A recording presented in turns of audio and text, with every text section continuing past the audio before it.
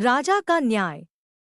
नमस्कार दोस्तों, आज हम आपके लिए लेकर आए हैं राजा के न्याय की एक बहुत ही शानदार कहानी। हमारे चैनल को देखने के लिए चैनल को सब्सक्राइब करें और वीडियो को लाइक करें और अच्छी लगे तो कमेंट भी कीजिएगा। Thank you. तो अब हम कहानी की ओर बढ़ते हैं। तो कहानी इस तरह है कि बहुत समय पहले की बात है। एक राजा था जो कि बहुत बड़े साम्राज्य पर राज करता था। राजा बहुत ही न्यायप्रिय और विद्वान था। वह सबका हितैषी था। सर्व प्रजा राजा के न्याय और व्यवहार से बहुत खुश थे। प्रजा में संतोष का भाव। एक दिन की बात है, वहां के किसानों के घर चोरी हो गई। किसान चोरी से बहुत ही परेशान हो गए। उसे समझ में नहीं आ रहा था कि वह अपनी चोरी हुए धन को कैसे वापस पाए। तो वहां के अन्य लोगों ने सलाह दी वह राजा के दरबार में जाकर राजा को चोरी किए हुए धन के बारे में बताए तो उनके साथ निश्चित रूप से न्याय होगा। तो सबकी बात मानकर किसान राजा के दरबार में पहुंच गए और राजा के सामने फरियाद करने लगे और राजा से अपने चोरी हुए धन के बारे में बताएं। तो राजा ने किसानों की बात को सुनकर अपने मंत्री को आदेश दिया कि जल्द से जल्द किसानों के धन के बारे में पता लगाए कि किसने किसानों के घर चोरी की है। राजा के मंत्री भी राजा की तरह काफी विद्वान और बुद्धिमान थे, जिस पर राजा को अधिक विश्वास था। तो अपने राजा के आदेश को ही मंत्री ने चोरों का पता लगाने का काम शुरू कर दिया। शाम को जब मंत्री अपने घर पहुंचा तो चिंता की लकीर अपने माथे पर स्पष्ट दिखा रहा था।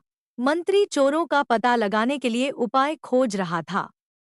इतने में मंत्री की पत्नी ने तुरंत अपने पति की चिंता को जान ली और चिंता का कारण पूछा। मंत्री ने सारी बात बताई तो मंत्री की पत्नी ने अपनी बुद्धि का परिचय देते हुए, ये तो बहुत ही आसान है, इसके लिए मैं आपको एक उपाय बताता हूँ।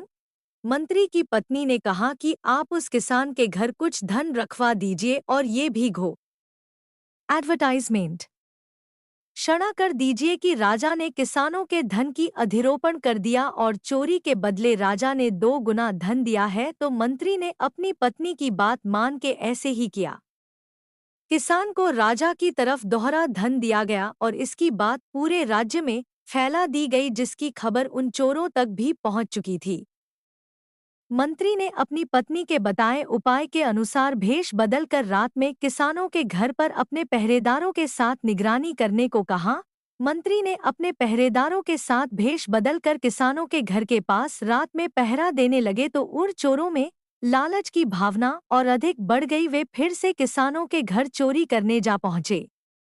अंधेरी रात में उन चोरों ने अपना चेहरा ठीक किया, किसानों के घर में फिर चोरी करने पहुंच गया और फिर सारा धन जल्दी से इकट्ठा करके वे बाहर जाने लगे। इतने में मंत्री और उनके पहरेदारों ने उन्हें तुरंत पकड़ लिया। अगले दिन वे राजदरबार में राजा के सामने उपस्थित हुए तो चोरों ने शर्म से अपनी गलती मान ली और राजा को अपने द्वारा चुराए गए सारे धन के बारे में बता दिया, जिसके बाद किसानों को अपना सारा धन एक बार फिर से मिल गया और राजा ने उन चोरों को कारागार में डालने का आदेश दिया। तो चोर क्षमा याचना करने लगे तो राजा ने बोला कि यदि तुम लोग चोरी करना छोड़ दो तो कारागार में नहीं डाला जाएगा। तो चोरों ने फिर कभी चोरी न करने का प्रण। तो उन चोरों को किसानों के खेत में 1 साल तक काम करने को कहा गया। सब राजा के न्याय से बहुत ही प्रसन्न होकर दरबार में राजा की जय जयकार होने लगी। इस प्रकार सभी को न्याय मिल गया।